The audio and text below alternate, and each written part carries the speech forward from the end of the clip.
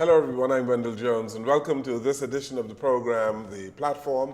On our program we discuss national issues, sometimes international issues, and sometimes we talk about some things cultural. And today on our program we're going to talk about some sociological and cultural things here in the Bahamas. Every now and then we get a very good guest on our program who tells us a whole lot about the history of the Bahamas, who can speak about Bahamians. And today on our program, we are pleased to have a boat builder who is living in the United States of America and who knows a whole lot about the Eneas clan. And my good friend Godfrey Eneas is here today, and he's happy to hear all about this. Mr. Robert Pitt, who's been with us some years ago, is our guest on the program today. He's been in the Bahamas talking about the Eneases. Mr. Pitt, welcome to the program. Thank you. Good Glad to to see be you. here. You are a boat builder. I am, yes. How long have you been building boats? Since I was about 19 years old. That is many moons ago. It is, yes. And what type boats you build? I try to focus on traditional working type boats of the Gulf Coast of Florida. What does that That mean? is fishing boats, mainly fishing, shallow water, estuary fishing for mullet, pompano, sheephead, various panfish mainly. Okay. It's a much different coastline than you are used to. It's a lot of estuary, a lot of grass flats, a lot of shallow water work. And what type material you I ran the boat building program for the Florida Maritime Museum in Cortez for 10 years, and the boats were built out of primarily cypress on yellow pine. Cypress and yellow pine. That's a very available materials over there. Have you seen the Bahamian sloops? I have. I owned one for 20 years. You have? I owned one that Okay. Weiner Malone built in 1975. I had it for 20 years, and I just rebuilt it and returned it to the Abacos about 4 years ago. Wow. Have you sailed in any of the regattas? I have not. But Kendall Butler keeps threatening that he'll get me a ride on one. Yes, well, a boat builder should have a good time in one of our regattas. But you know of the Eneas, about the Eneas clan. Tell us, why do you have an interest in that clan? Well, my grandmother, Naomi Myelini Rice, her mother was Ella Eneas, born in Nassau. And her uncle was Alfred Eneas, born in Nassau. And beyond that, it goes to William Sophius Eneas, born in Harbor Island, and Anthony Eneas, born in Harbor Island. And my grandmother told me all these stories. She had that oral history where she kept telling stories constantly. And between her and her great uncle, I had all these stories pounded into my head. And it reads like an adventure novel almost, with the adventures of William Eneas building boats and doing wrecking and all sorts of merchant work on the water. And so tell me some more about your antecedents, the Eneases, because you know I'm given to understand by somebody who is an Eneas that this is an African name, and that he is from a particular place in Nigeria, in the Bahamas called Baintown, and before that from Nigeria. Now, there aren't too many Eneases in Nigeria who look like you. Yeah. All right? Well, from what my research I've done and what I've led to believe is that the Eneas family originated in Greece as Aeneas, which is of the Greek legends. And in the 16th century, there was a lot of unrest, especially in Crete, and a lot of the Greeks left. And being that they were a seafaring family, the Eneas name pops up again in the Azores. And when the American whalers would leave on their 4 or 5 year whaling voyages, they would stop in the Canary Islands or the Azores to pick up their boat steerers and harpooners. And there's a folk song by Gordon Bach where he makes a reference to, and the flukes came down where Mr. Aeneas stood. So the story continues on that he was the father of Anthony Eneas, whose name I'm not sure of, was the third son, and at this time, the first son inherited everything, the second son joined the service, the third son joined the priesthood. He didn't want to join the priesthood, so he got on a ship and was going to Brazil. And to go to Brazil, you come through a hole in the wall, and you pick up the old Bahama Channel, and you go to Nassau, to Havana. And this was probably 1750s. And then in Havana, you transship and you go to Brazil. They didn't make it through, they shipwrecked. They shipwrecked on Harbor Island, and that's where they stayed. Now, you've pointed out to several places in the world where this Aeneas name was found. I haven't heard the name Nigeria. Okay. All right. You didn't mention Nigeria. No, that's you mentioned Brazil. That's you mentioned the next step of it. Okay, give me the So Anthony Aeneas he was a shipbuilder and a merchant and he was allegedly owned the northern third of Harbor Island as a king's grant. And he was a wrecker and a merchant. And so in 1815, he was going out to a wreck off of Harbor Island, and it was an American slaver. And at that point in time, slavery was illegal, even transportation through the British possessions. So the slavers had left the ship, and she was sinking, and the slavers still shackled in the hold. And so my great-great-grandfather and his crew went on board, and they saved at least two, being Britain and his sister, I think his name was Mary. Amelia. Okay. Were they married? But, Okay. And they brought them back to Harbor Island. They adopted them. There was no ownership. There was no marriage. They just lived with them on Harbor Island. Then Anthony Aeneas got some land on New Providence Island, and he sent Britain and his sister to live there and treat it as their own until they moved here in 1860, because being shipbuilders and ship masters, they ran the blockade during the American War of the Civil War. So if an Aeneas man told me that his name came out of Nigeria, that is really not so, right? He was adopted, and he knows what his name, the family name was over there, but you had it recorded, but you lost contact of it. But he comes by it righteously. So the name Aeneas was given to the slave. Yes. Found off Harbor Island. Yes. He wasn't a slave. He was freed at that point because he was. Well, you said he was shackled. Well, but when they were slaves when they were wrecked, but once they were discovered, They were freed slaves. They liberated, I guess. Yes. This Aeneas man beside you, you think he wants to say something now? Oh, yes. No, I'm just happy that Robert could substantiate the story. Tell him, would he then tell you that Anthony Aeneas was a member of the House of Assembly in 1839, and he represented Harbor Island. So Anthony Aeneas originally came from where? Well, Anthony Aeneas was born in Harbor Island. He was born in Harbor Island. 1787. Okay, 1787. Yes. But his people, his parents came from? His father. I don't know about his mother. His mother might have been a Bahamian. I have the family Bible, and the insert starts with the birth of Anthony Aeneas, 1787. And you still have the Bible? Oh, I do. Why didn't you bring that Bible? I brought it last time. Yeah, we gave it, you left it in the archives. Oh, it's in the archive? Well, Yes. we're talking about it. Okay, okay, very good. So you are something of an historian yourself, Amateur. an amateur. Yes, I really am.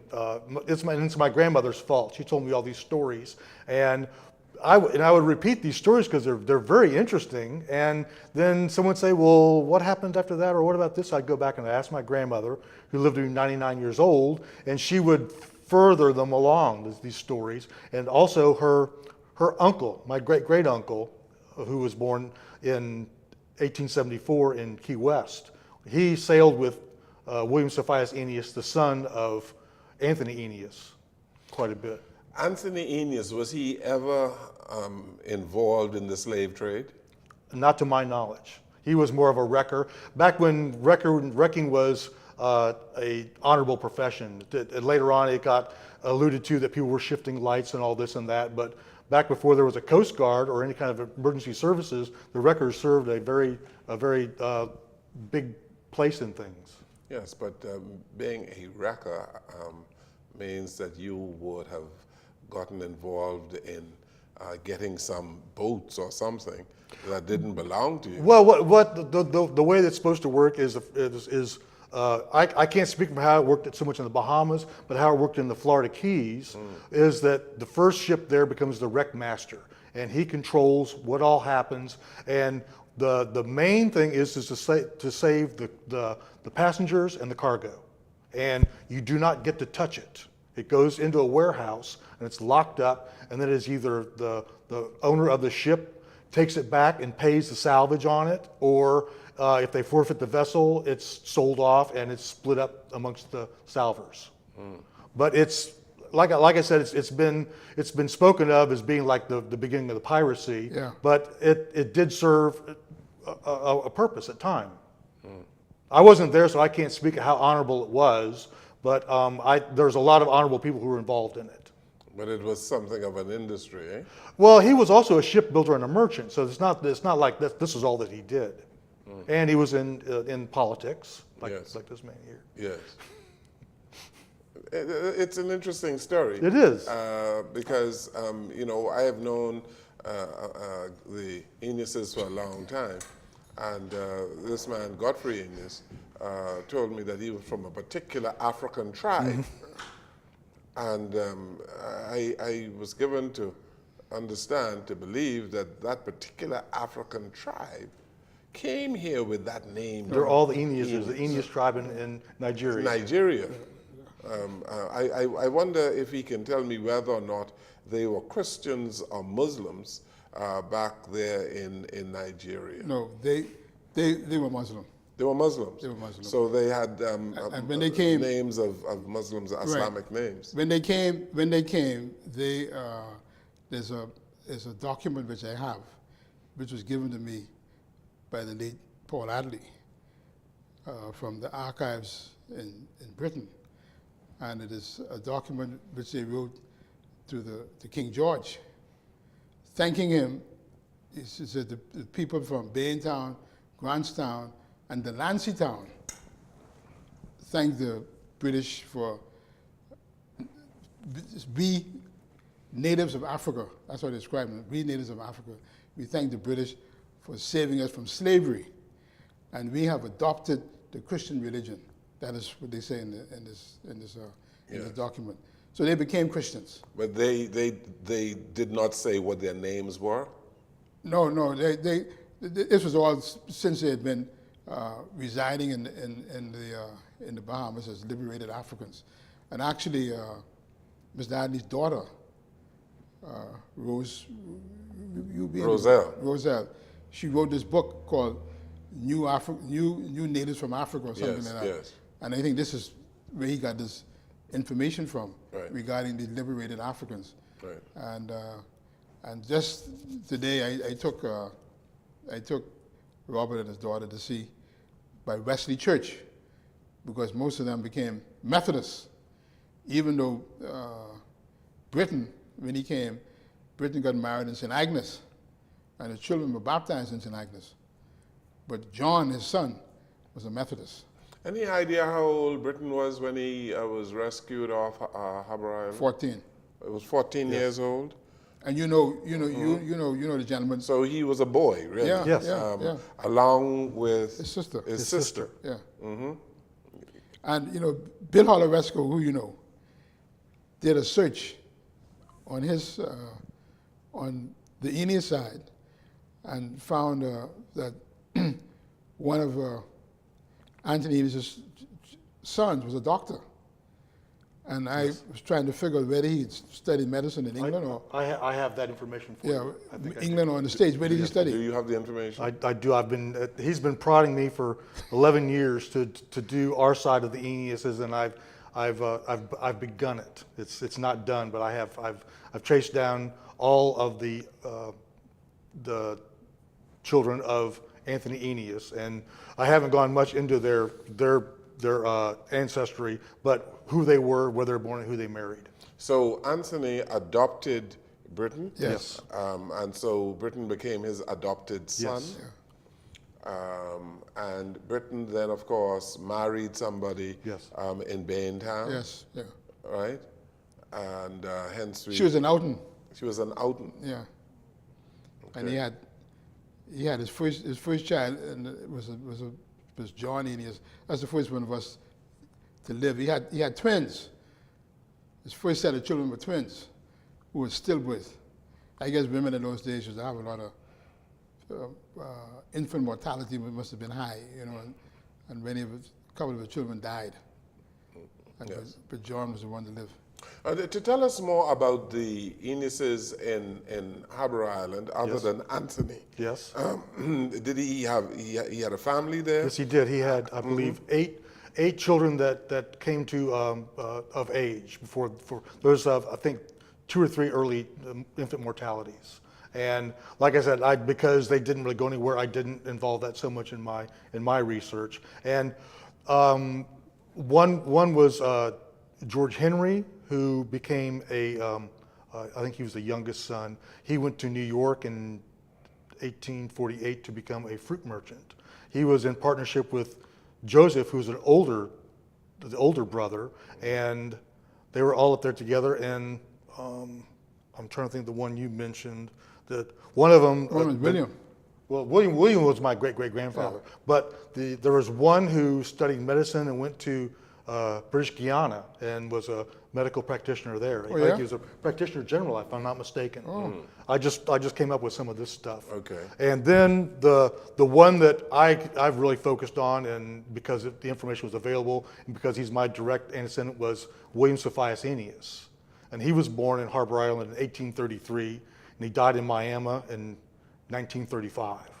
He was 2 months shy of 102 years old. 102 years old. 2 months shy of 102.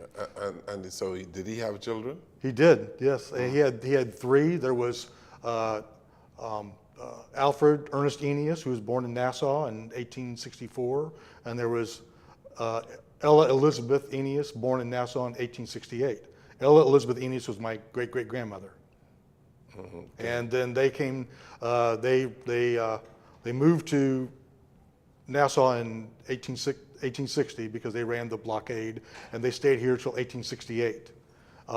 And after the war was over, the shipping was greatly diminished, and so they left and came to the United States. Which war is this? This is the Civil War, American Civil War. Okay. They ran the blockade quite a bit, and George and Joseph also were blockade runners in New York. Okay. The older brothers, one was older, one was younger, and Joseph maintained his British Bahamian citizenship. His wife stayed an American, and what they did was they exchanged cargoes at sea. They thought that was completely above board, but the federal government did not. So Joseph spent the year of 1865 in federal prison. William Aeneas was caught twice running cargo, once in 1861 in Topsail Inlet, North Carolina. He had to forfeit ship and cargo, and he got to walk away. Another time in St. Augustine in 1861, and he had to forfeit ship and cargo, and he got to walk away. Early in the war, if you weren't hauling war material one way or the other, they were very lenient. They wanted your goods. So you were a direct descendant of the Lutheran adventurers? No, I'm not. The Lutheran adventurers, we're Portuguese. They were Portuguese? From the Azores. Okay. And that's where everybody thinks I'm with some of the loyalists, but we're not. You're not a part of the loyalists? No, we're not. But the timing is about right, 1887, but they came from the Azores as opposed to coming from New England. Your family settled, Anthony Aeneas, who settled in Harbour Island, originally came from His father came from the Azores. The Azores. Okay. Portuguese. Right. Good. Let's take a break here on our program. We are speaking with Robert Pitt, who can trace his ancestry to the Aeneases of Harbour Island in the Bahamas, who adopted a freed slave out of, Godfrey believes, Nigeria. And so we're going to take this break and we'll come right back.